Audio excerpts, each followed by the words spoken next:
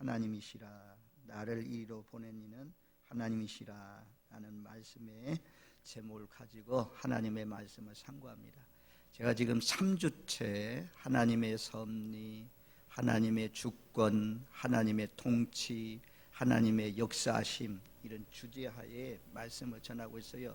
첫 번째 시간에는 시편 107편 말씀을 통해서 하나님이 하신 일을 지켜보라 라는 말씀을 전했고, 두 번째 시간에는 사무엘상 2장에 있는 말씀대로 한나의 노래를 통해서 생명을 쥐고 계신 분은 하나님이다, 우리의 생사화복을 쥐고 계신 분 하나님이다, 이런 말씀을 통하여서 말씀을 묵상했습니다. 낮추시는 하나님, 높이시는 하나님, 가난하게 하시는 하나님, 부하게 하시는 하나님, 천하게 하시는 하나님, 존귀하게 하시는 하나님, 죽이시는 하나님, 살리시는 하나님, 울게 하시는 하나님, 웃게 하시는 하나님, 망하게 하시는 하나님, 흥하게 하시는 하나님, 방황하게 하시는 하나님, 거지와 성에 이르게 하시는 하나님, 폭풍을 일으키시는 하나님, 잔잔하게 하시는 하나님, 어두운 날을 만나게 하시는 하나님, 밝은 날이 오게 하시는 하나님, 불통하게 하시는 하나님, 형통하게 하시는 하나님.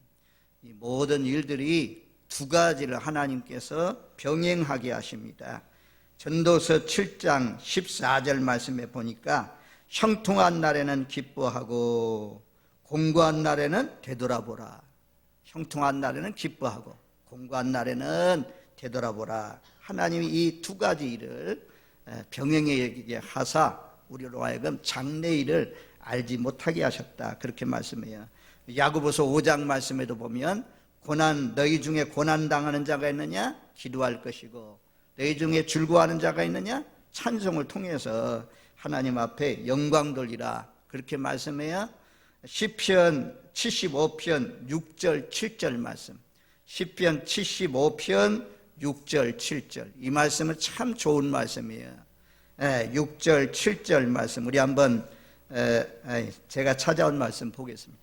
찾아가면 시간이 좀 걸려서 시편 75편 6절 7절에 보면 무릇 높이는 일이 동쪽에서나 서쪽에서로 말미암지 아니하며 남쪽에서도 말미암지 아니하고 오직 재판장이신 하나님이 이를 낮추시고 저를 높이시느니라. 사람을 높이시고 낮추시는 일이 동쪽에 있고 서쪽에 있고 남쪽에 있고 어느 쪽에 있는 것이 아니고 재판장 되신 하나님께서 어떤 사람을 높이기도 하시고 어떤 사람을 낮추기도 하신다, 그렇게 말씀해요.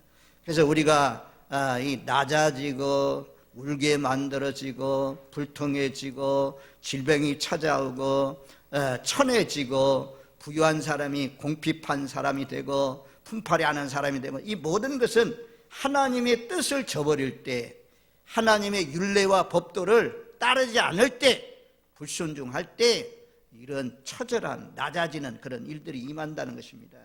하나님의 말씀의 율례와 법도를 쫓아서 그 말씀을 지키면서 살면 아주 거름더미에 살던 사람들, 쓰레기더미에 살던 사람들, 낮은 자리에 천한 자리에 있는 사람들을 하나님이 높이셔서 존귀한 자와 함께 하신다. 높이시고 낮아지는 일이 우리가 노력한다고 되는 거 아니에요. 전부 다 재판장 대신 하나님께 달려있다. 오늘은 저 천한 자리, 아주 비천한 자리, 낮아질 대로 낮아진 감옥의 죄수 요셉을 하나님께서 다 총리로 높이시는 그런 말씀을 묵상코자 합니다. 우리가 창세기는 4대 족장들에 대한 말씀이잖아요. 아브라함, 이삭, 야곱, 요셉. 우리는 아브라함에 대해서 너무 잘 알고 있습니다. 본토 친척 아비집을 떠나라, 내가 너로 하여금 큰 민족을 이루게 하고 복의 근원 되게 하겠다. 하나님이 부르시는 이유는 아브라함과 똑같아요. 우리도 하나님 부르시는 이유는 아브라함을 통해서 복의 근원, 축복의 통로, 아브라함을 통해서 예수를 믿고 영생을 얻는 이런 복을 위해서 아브라함 불러주셨어요. 하나님이 저와 여러분을 불러주신 이유도 복이 이 땅의 복만 아니, 이 땅의 복 아무리 많이 얻어도 하나님 나라 못 가면, 새하늘과 새 땅에 못 들어가면 가장 불행한 사람이잖아요. 예수 믿어, 우리고 예수 믿어 구원받은 것처럼 다른 모든 사람들에게 구원의 통로로 쓰임받기 위해서, 축복의 통로로, 영생의 통로로 쓰임받기 위해서 우리를 불러주셨습니다. 아브라함은 믿음의 조상으로 쓰임을 받았습니다. 두 번째 사람은 이삭이에요. 이삭은 순종, 이삭은 분량이 조금밖에 기록되지 않았습니다. 이삭은요, 딱 하나님의 말씀에 명령해서 그대로 순종 잘하는 그런 일꾼이었습니다. 그래서 이삭을 통해서 예수님의 그림자, 예수님 하나님의 아들로 이 땅에 오셔서 십자가 지신 사건들 잘 말입니다. 말씀해 주고 있습니다. 그 다음에 이제 우리와 같은 기질, 성격을 가지고 있는 사람이 야곱이라고 하잖아요. 야곱의 하나님. 야곱은 아주 그냥 사기꾼이고 욕심장이고 거짓말장이고, 이런 야곱이 깨어지잖아요. 저 처가살이 20년 동안 하면서 거기서 많이 깨어집니다. 깨어지고 부서져가지고 또 야복강에서 기도하면서 환도뼈가 이골되고 이러면서 깨어져서 야곱이라는 이름이 이스라엘로 바뀌어지잖아요. 영광의 이름으로. 우리도 처음에는 저 못난, 영적으로도 아주 육에 붙들려서 살던 사람인데 점점 성령이 임하고 예수 보혈의 피가 의지되고, 그러면서 우리가 더러운 행실을 끊고 점점 주님을 닮아가면서 우리도 야곱의 인생이 이스라엘로 바뀌어지는 것처럼 우리도 점점 예수를 닮아가고 있는 그런 가운데 있습니다. 어떻게 생각하면 이 네 사람 가운데 야곱이 참 우리와 같은 그런 성정을 가지고 있는 사람이 아닌가 그렇게 싶기도 해요. 그래서 다른 사람들 이삭이나 요셉이나 아브라함의 이름은 있어도 야곱 이런 이름을 짓는 사람들이 드문 것을 볼 수가 있어요. 그 다음에 이제 우리가 잘 아는 대로 요셉인데, 오늘 나오는 요셉은 분량이 제일 많이 기록되어 있어요. 요셉은 뭐 특별한 기적이나 막 홍해를 가려는 모세처럼 그런 일이나 반석에서 막 산물 터뜨리거나 기적의 사건이 없어요. 그런데도 불구하고 이 요셉의 삶이 가장 많이 기록되어 있습니다. 또 예수님의 그림자, 예수님의 예표적인 그런 삶으로 구원자로서 요셉이 복되게 쓰임받았습니다. 자, 요셉 하면 꿈쟁이라고 우리가 꿈꾸는 그런 사람이잖아요. 꿈을 통해서 또 총리가 되고 하는 것을 볼 수가 있습니다. 제일 먼저는 요셉이 꿈을 꾸게 됩니다. 어린 시절에 잠을 자면서 꿈을 꾸는데 곡식단들이 있습니다. 곡식단이 있는데 전부 다 단을 묶는데 형님들의 단이 전부 다 자기에게 절을 하는 것입니다. 이것을 막 꿈꾼 얘기를 했습니다. 형님들에게 또 부모들에게 했더니, 야, 우리가 너를 뭐 왕으로 모시겠느냐? 너가 우리의 지도자가 되겠느냐?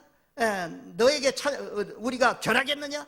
사람들 그랬어요. 그랬던 어쨌든 하여튼 요셉은 내 단은 딱 서 있는데 형님들이 단이 전부 다 곡식단이 나에게 절을 하더이다.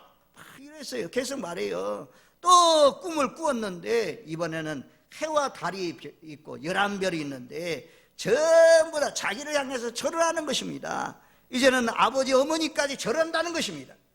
그러니까 형제들은 자꾸 이런 내용을 하니까 요셉을 미워했습니다. 아버지 야곱이, 요셉아, 너희 형님들이 저 들판에서 양을 치고 있지 않느냐? 양떼를 잘 돌보고 있는지, 형님들이 잘 살고 있는지 들에 나가서 좀 살펴봐라. 그래서 요셉이 형님들, 아버지 말씀에 순종해서 형님들 찾으러 갑니다. 그랬더니 아버지가 얘기해 준 데에 갔더니 없어요. 그래서 나그네가 왔다 갔다 하니까 사람들이 물어요. 누구를 찾느냐? 이렇고 이런 사람들 찾는다고. 저 도단성에 가봐라. 도단 쪽으로 가봐라. 너희 형제 도단 쪽으로 갔다. 도단에 갔더니 거기에서 형님들이 저 꿈꾸는 자가 오는도다. 저 꿈이 어떻게 되는지 우리 그를 죽이자 라고 의논이 벌어집니다. 그때 누벤이 내 형제들 아니냐, 어떻게 동생을 죽일 수가 있느냐. 그래서 무리 없는 우물 그 속에다 던져 넣었습니다. 요셉이 얼마나 소리쳤겠어요. 형님들 날 살려주세요, 날 죽이지 말아주세요, 막 외쳤을 것입니다. 어쨌든 우물에 있는데 형들이 놀다 보니까 미디안 상인들이 장사하는 사람들이 내려가는 것입니다. 그래서 이번에는 유다가 그럽니다. 동생을 살리려고, 야, 우리 저 상인들에게 팔자. 그래서 팔려갑니다. 팔려갔는데 애굽에 갔더니 보디발, 왕의 시대장 보디발 집안으로 팔려갑니다. 오늘날로 말하면 왕의 경호대장, 우리 대통령의 경호실장 정도 되는 그런 위치에 있는 사람의 집에 팔려갑니다. 우리가 생각할 때 우연한 것 같죠? 이 우연이 아니라는 것입니다. 보디발 집에 팔려가는 것이 전부 다 하나님의 계획과 뜻 하에 이루어지는 일이라는 거죠. 많은 사람들이 집이 있는데 거기에 팔려가서 요셉이 탄식하면서 울면서 이놈의 형제를 내가 봐라, 내가 꼭 죽이고야 말 거야, 이를 갈면서 또 불평하고 원망했더라면 그의 마음이, 정신이 혼돈해집니다. 오히려 질병이 찾아옵니다. 스트레스 때문에 살 수가 없습니다. 그런데 요셉은 이 하나님을 믿는 사람인지라, 하나님이 하시는 일이지, 여기 보면 하나님이 하셨다고 하잖아요. 하나님이 하시는 일이지, 그렇게 생각을 하고 주인이 맡겨주신 일을 성실하게 잘 감당합니다. 얼마나 성실하게 잘 감당했던지 노예로 팔려온 사람을 생각해 보세요. 불평이나 하고 원망이나 하고, 눈으로 볼 때는 일을 잘 처리하고 보지 않을 때는 그냥 얼렁뚱땅하고, 이러면 절대로 가정 총무를 맡기지 않습니다. 가정의 모든 업무를 다 맡기지 않습니다. 요셉이 얼마나 성실했던지, 얼마나 일을 잘 처리했던지, 얼마나 지혜가 있던지, 하나님께서 요셉과 늘 함께 하심으로 말미암아, 요셉이 들어옴으로 말미암아 보디발 가정에 복이 있습니다. 이것을 보디발도 알았습니다. 그래서 모든 업무를 누구에게 맡기냐? 다 요셉에게 맡겨주었습니다. 그런데 그 집안에 보디발 부인이 날마다 이 요셉에게 반해가지고 요셉을 미혹하잖아요. 요셉을 유혹하잖아요. 어떤 날은 사람이 없을 때 이 여인이 자기 방으로 끌어들였는지 아무도 없는 그런 방에서 아주 요셉을 붙들고 막 그러려고 합니다. 그래서 요셉은 하나님을 믿는 사람이라, 하나님을 경외하는 사람이라 옷도 뿌리치고 도망칩니다. 그래 나왔는데 주인이 불려가게 되고, 그래서 죄수 아닌 죄수가 되어서 올가미에 딱 씌워가지고 보디발이 가둬놓는 감옥에 갇히게 됩니다. 그 감옥은 특별한 감옥이었어요. 보통 사람들이 가두는 그런 감옥이 아니고 왕의 측근들, 아주 애굽에 고위직에 있는 사람들, 술과는 떡과는 이런 사람들이 그 감옥에 갇힙니다. 거기에서도 하나님이 요셉과 함께 했어요. 아니, 함께 했으면 나는 범죄하지 않았습니다. 보디발 부인이 유혹했습니다. 오늘날 뭐 성유혹, 성희롱, 이런 고위직에 있는 사람들이 많이 나오는데, 여기는 거꾸로 여자가 요셉을 유혹했지 않습니까? 그래서 나는 죄 지은 일이 없습니다 라고 말하는데도 불구하고 힘이 없으니까 요셉이 감옥에 가게 됩니다. 그래서 그 감옥 안에서도 또 복수의 칼날을 갈고, 내가 이놈 여자 봐라, 내가 죽인다, 이런 마음, 원수가 풀려는 마음, 그런 마음이 있었더라면 그 감옥의 생활에서 절대 그가 감옥의 모든 재반 업무를 간수가 다 요셉에게 맡기잖아요. 그만큼 요셉이 성실했습니다. 얼마나 성실하게 잘 감당했는지 나중에는 떡과는 술과는이 한날 밤에 꿈을 꾸게 됩니다. 그 다음날 가봤더니 이 사람들이 다른 때는 안 그랬는데 근심이 가득 끼어 있습니다. 얼굴이 어둡습니다. 얼굴이 어두울 만큼, 그런 것도 알 만큼 참 요셉이 대단히 성실하게 감옥에서 맡겨주신 일들 잘 감당했어요. 하나님이 함께함으로 말미암아 이런 일이 있었습니다. 그래서 당신이 무슨 일이냐, 우리가 꿈을 꾸었다. 술관원이 꿈 얘기를 해줘요. 내가 보니까 포도나무 3개의 가지가 있었다. 근데 그 가지에서 이파리가 나오고 꽃이 피고 열매가 맺었다. 그래서 그 포도주를 담아가지고 왕에게 드렸다. 왕에게 드렸다. 이런 꿈을 꾸었다. 했더니 요셉이 다 꿈을 해몽합니다. 이 세계의 가지는 3일입니다. 3일 안에 당신이 복직돼 가지고 왕의 술관원이니까 술관원이 될 것입니다 라고 다 해석을 해주는 거예요. 그러니까 떡관원이 있다가 야, 참 좋네, 해석이 너무너무 좋네, 떡관원도 있다가 자기 꿈 얘기를 하는 것입니다. 세계에 떡광주리가 있는데 거기에 구운 거하고 떡하고 이렇게 담아가지고 내가 오는데 공중에 나라라는 새들이 와가지고 다 그 떡을 다 쪼아먹더라. 이렇게 다 했더니 요셉이 그럽니다. 당신은 새 광주리 3일, 당신도 3일 안에 당신은 매달려서 죽게 될 것인데 공중에 날아다니는 새들이 와서 다 쪼아먹을 것이다. 그런데 정말 이 사람은 좀 흉하잖아요. 3일이 지났습니다. 요셉은 부탁했어요. 술관원에게. 당신이 복직하면 나는 히브리 사람인데 내가 감옥에 들어올 만큼 죄지은 일이 없습니다. 나를 좀 은혜를 생각해서 나를 좀 기억해 주세요. 새카맣게 잊어버렸습니다. 자기가 복직됐는데도 그 생각해 달라는 히브리 사람의 얘기를 다 잊어버렸습니다. 그리고 난 뒤에 때가 됐는데 애굽의 바로왕이 꿈을 꾸게 됩니다. 바로왕의 꿈은 아주 7마리 소가 다 나일강에서 나오는데 얼마나 토실토실하고 얼마나 아름답고 얼마나 소가 좋은지, 기름기가 나고 윤기가 나는지 너무너무 아름다운 소였습니다.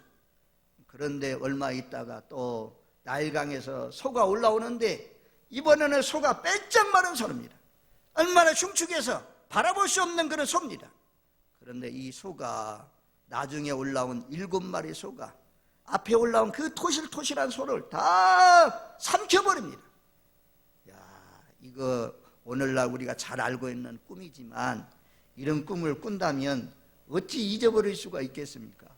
그래서 이걸 다 기억하고 있었습니다. 그 다음에 또 한 번만, 이번에는 또 꿈을 꾸었습니다. 7 이삭, 알, 열매가 얼마나 토실토실하고 열매가 얼마나 큰지, 복숭아만큼이나 컸는지 사과만큼이나 컸는지 열매가 아주 큰 7 이삭이 올라왔다 이겁니다.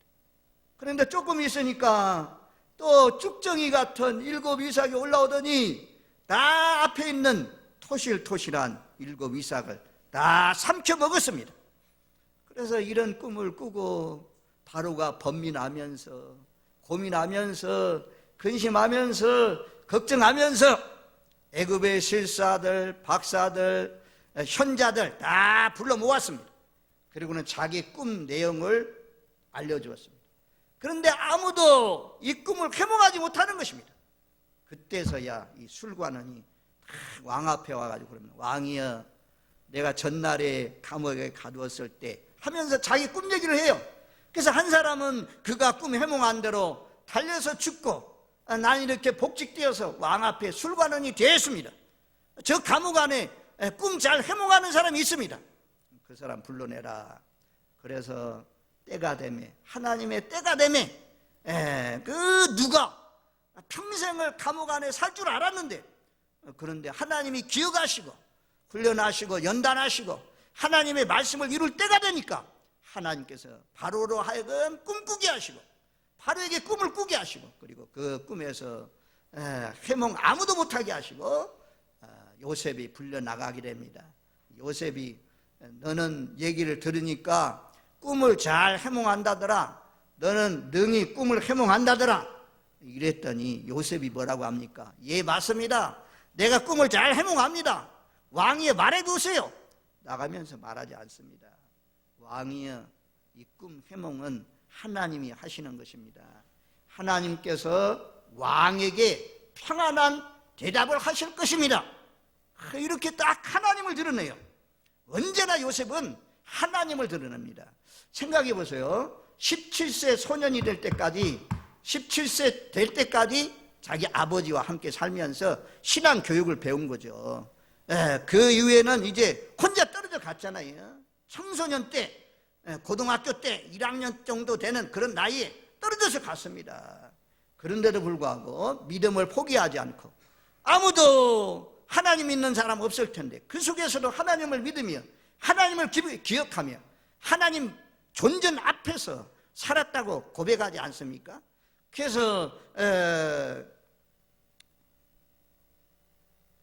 창세기 42장 18절 말씀에도 보면 자기 형제들에게 고백할 때도 나는 하나님을 경외하노니 라고 하면서 말씀하고 있는 것을 볼 수가 있습니다.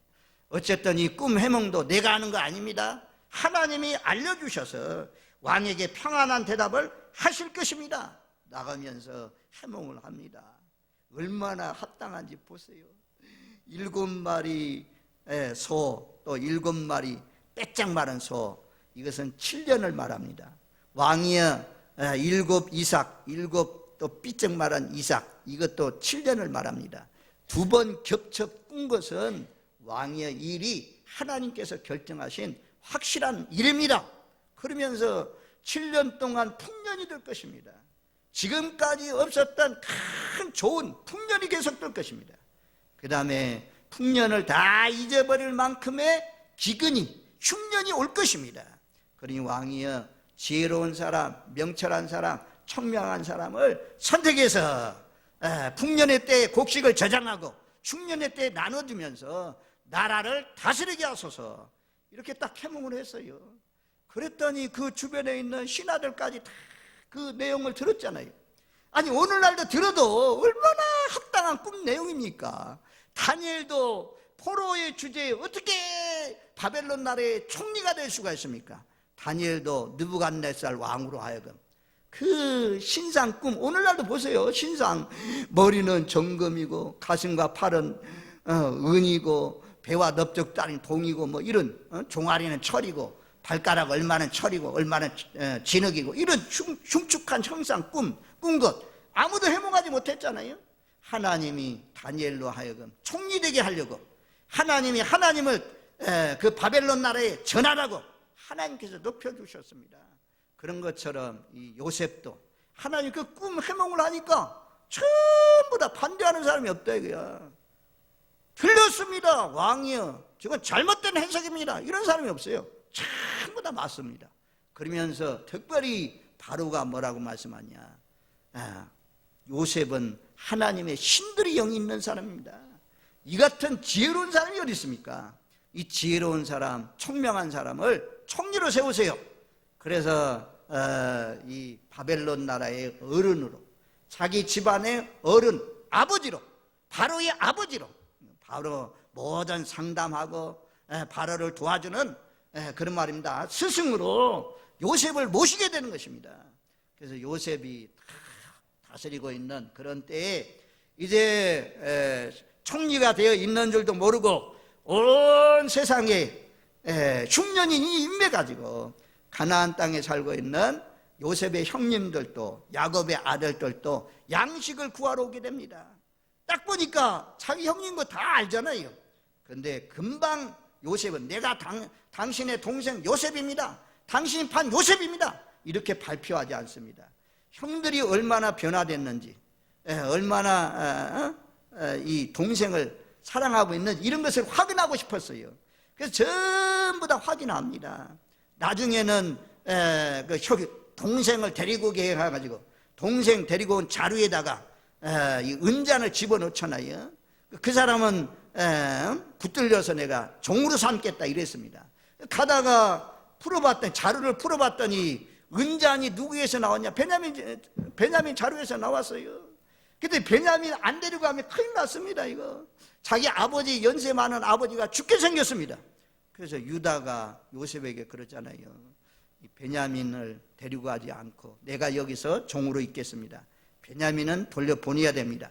그러지 아니하면 연세 많은 우리 아버지께서 죽게 될 것입니다. 그렇게까지 하면서 요셉이 막 변호하고 이런 거 보니까 옛날 자기를 구덩이에 팔면서 죽이려고 했던 그런 형님들이 아니구나, 이제는 변화됐구나, 이것을 알고 나서 확인하고 난 뒤에는 오늘 45장에 보면 요셉이 막 복이 받아, 그 베냐민을 데리고 왔잖아요. 베냐민 보니까 막 여기서 막 복받쳐 올라와요. 복받쳐 올라와. 얼마나 이 감정이 막 억누르고 있는데, 꾹 참고 있는데 도저히 참을 수가 없어가지고 신하들 다 내물립니다. 애굽의 신하들 다 내물리고, 그리고는 이제는 통역을 두었는데 자기가 직접 말해요. 형아들 하고 다 언어가 통하니까 내가 요셉입니다. 당신들이 판 요셉입니다. 그러면서 부둥켜 안고 통곡하고 엉엉엉엉 웁니다. 얼마나 우는지 그 곡성이 2절 말씀에 보면 애굽 사람의 궁중에 들렸다, 그렇게 말씀해요.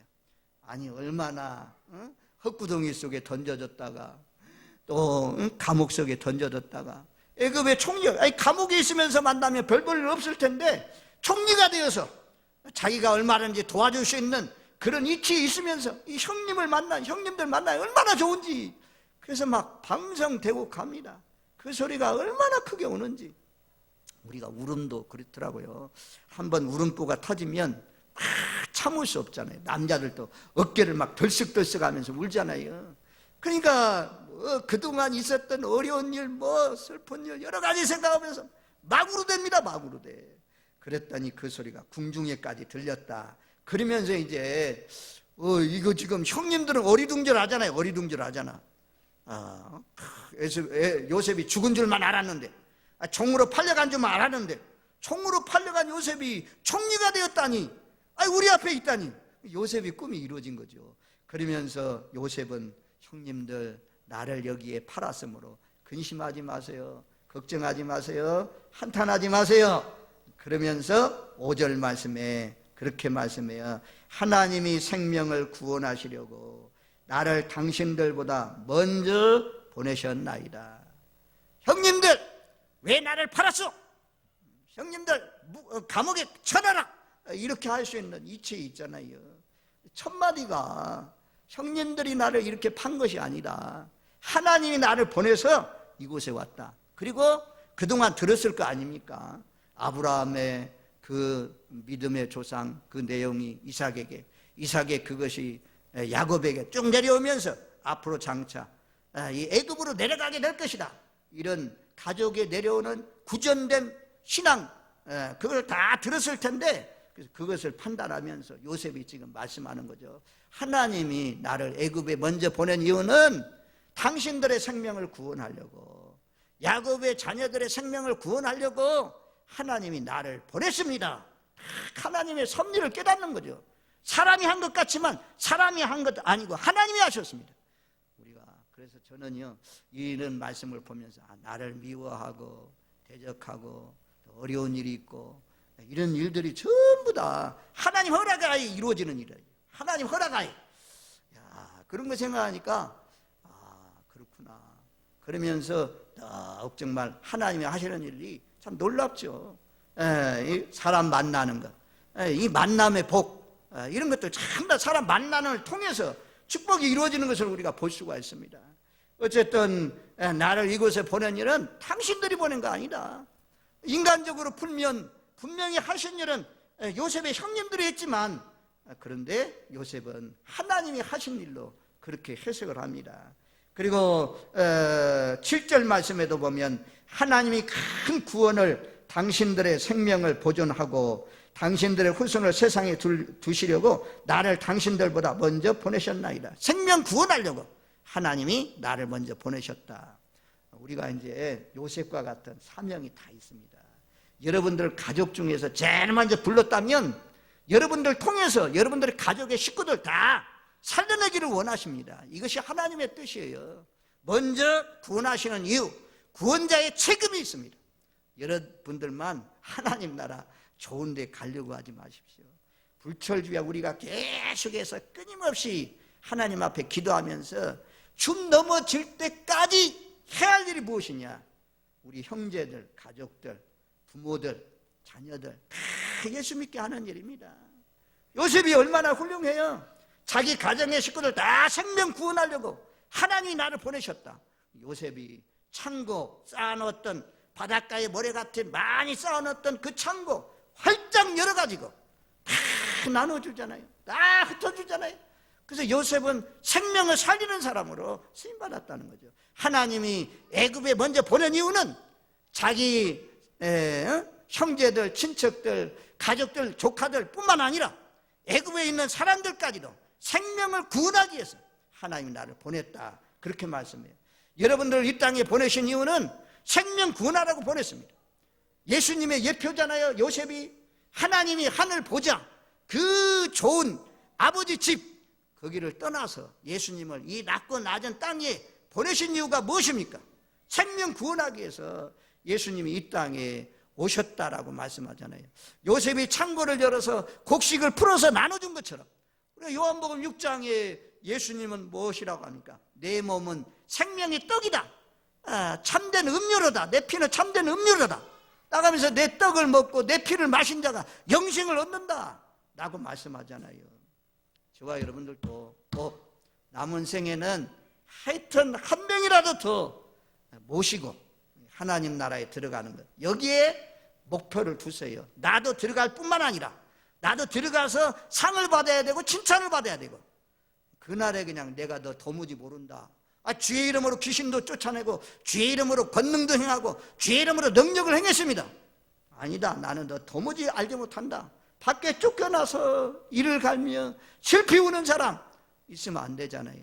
그날에 스데반 집사 순교할 때 보좌에 계신 주님이 일어나서 맞이하는 것처럼 맞이하는, 상을 받고 칭찬 듣는, 면류관 받는 저와 여러분들 되시기 바랍니다. 그리고 여러분만 아니고 여러분들의 자녀, 여러분들의 형님, 동생, 저는요 사명이 있어.